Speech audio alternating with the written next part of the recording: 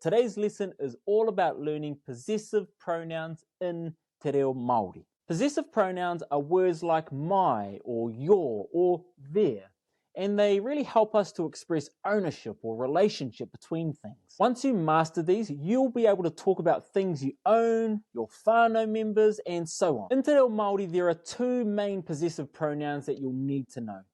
Taku, which means my, and tō, which means your.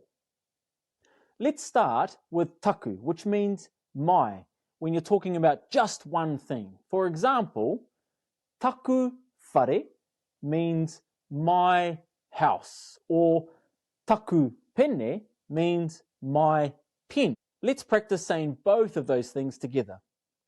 Taku whare, taku pene. Now, if you have more than one of those items, all you have to do is drop the T sound and it becomes aku. So instead of taku whare, my one house, I say aku whare, which becomes my houses. Instead of taku pene, I say aku pene, which means my pens. Great stuff. Now let's move on to tō, which is the kupu Māori for your.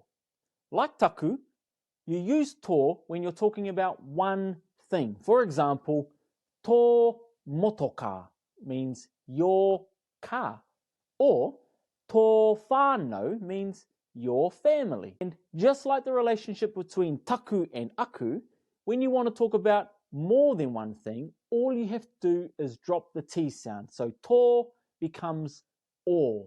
So, o motoka means your cars. Awesome. Now, let's add another possessive pronoun, tana, which means his or hers, when referring to just one single thing.